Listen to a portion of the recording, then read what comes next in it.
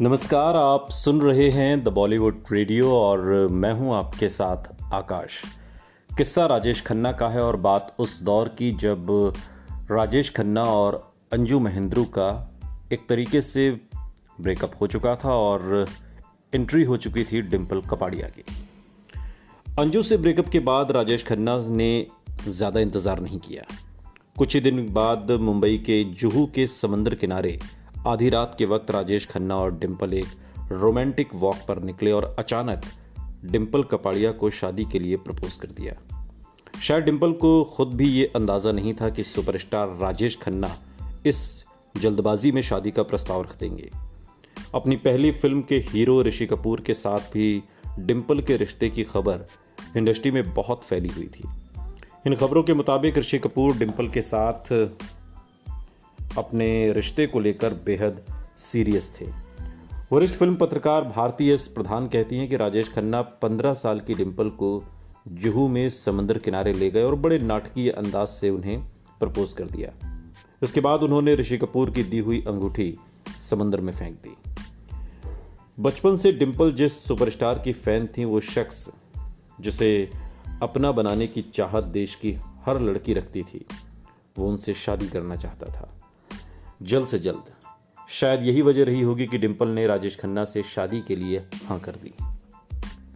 राजेश खन्ना को जल्द शूटिंग पर शहर से बाहर जाना था, इसलिए तय किया गया कि आने वाले हफ्ते में ही राजेश खन्ना और डिंपल शादी कर लेंगे। प्रशांत बताते हैं कि सब कुछ इतनी जल्दी हुआ कि शादी के कार्ड छपवाने का टाइम भी नहीं था। इस तरह की शादी बहुत कम होती है।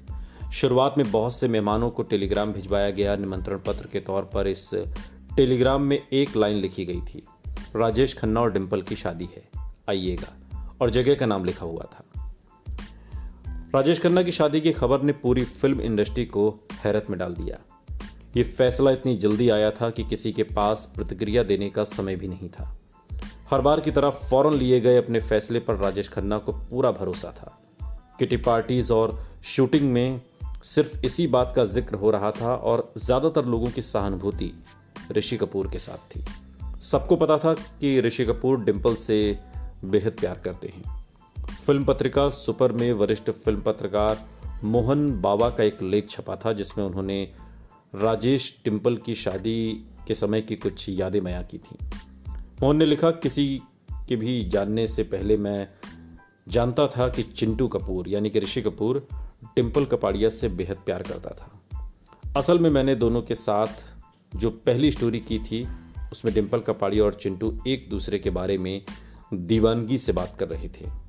अगर आपके इशारों को समझें तो एक ही बात सामने आती थी, प्यार, प्यार और सिर्फ प्यार। आगे इसी लेख में मोहन बाबा ने बताया कि राजेश डिंपल की सगाई और शादी की खबर ने ऋषि कपूर को हिलाकर रख दिया था।